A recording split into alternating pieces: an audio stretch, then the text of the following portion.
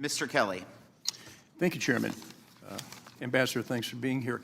There's a quote in the movie Tora, Tora, Tora from Admiral Yamamoto, and he says, "What I fear is that we have awakened a sleeping giant." Thank God we've looked around at what's happening in the world. Twice America has gone to world war to save the world. We did it in World War I, we did it in World War II, and after World War II, the people that we saved and some of the people that we fought against were absolutely devastated. They had no way to build themselves back up again. So what did America do? We opened our markets because we have always been the most generous people in the world, and we're always the first responder. No matter what happens anywhere in the world, who's there first? It's always the Yanks. We have ceded so much market share. We have rebuilt for most of the world an economy that they never could have achieved on their own. Now we're facing a situation with all of those who we've helped don't like us playing in their market. They love coming to America, but they don't want America coming to them. They make it very hard for us to do trade with them, whether it's through tariffs or barriers, which our manufacturers can't meet. And we sit here today trying to make this a political event instead of a country-saving event. I come from a little town called Butler, Pennsylvania. Butler at one time was a home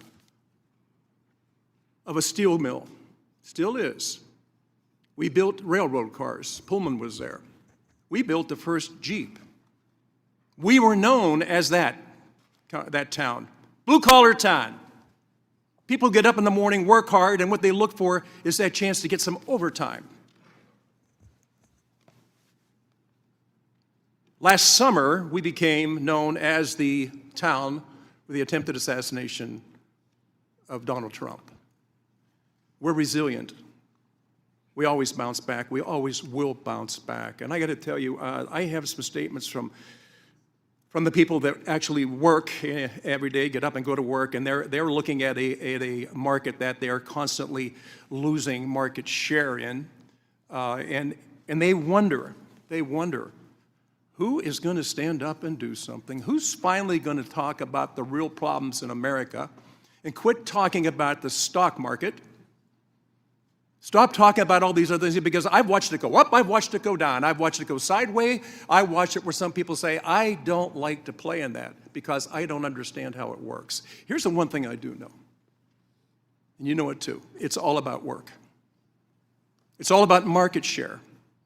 Jamie Sychek from UAW 3303, we were in a dire situation, not because of foreign competition. That hurt us a lot. We went from a steel plant that were 7,000 people down to there's about 1,300. We produce something called grain-oriented electric steel, the only producer of that product in America, and we were in danger of losing it because we had an administration that had a blind eye and a deaf ear to what they were giving up. Also, Jim Winnings, who operates a factory down in Mars, Pennsylvania, shares his view with me about how much market share they've lost. So I'm amazed when we try to turn this into a political battle and not a USA saving grace battle where we finally wake up. And just as Admiral Yamamoto feared in World War II, all we have done is to awake a sleeping giant. We have given away so much of our market and been denied access to other markets. We are the first responder every time something goes wrong in the world. I would just like to see the world treat us with the same respect as we have treated them. Level the playing field.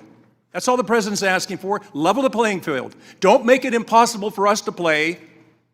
Don't tell us, yes, you can come here as long as you meet these standards, knowing that the standards they've set we can't meet. Yet we still allow them to come in. I sell Chevrolets. I sell Hyundais, I sell Kias, I sell Toyotas, and I sell Mitsubishis. People say, why is it that you have to do that? I said, to make payroll. Most of these companies have factories in the United States, and they have come here to help build not to tear down with American workers. I really applaud what you're doing. I applaud the President of the United States for having the backbone to stand up and fulfill a pledge that others have made before him. They've stood on the floor of the Congress and talked about this and railed about what's happening to our markets and done not a damn thing about it. He stands up into a stiff wind and says, it's going to hurt for a while until we get back to where we need to be. It's always should be America first, and anybody that doesn't think that way, please tell me what the hell country you think you're going to take your wife and your kids to and your grandkids to. There is no other place in the world like America, and we have been so generous and so welcoming, and as I said earlier, we've saved the world twice. Now it's time for us to say to the world, if you want us to be the first responder, you can't keep stealing our market and not allowing us to play in yours. Ambassador, you've got a hell of a task in front of you. The biggest task you have is this has become a political agenda and not a saving the United States of America. America first, please, for everybody. I am red, white, and blue. I could care less whether you're a Republican or a Democrat.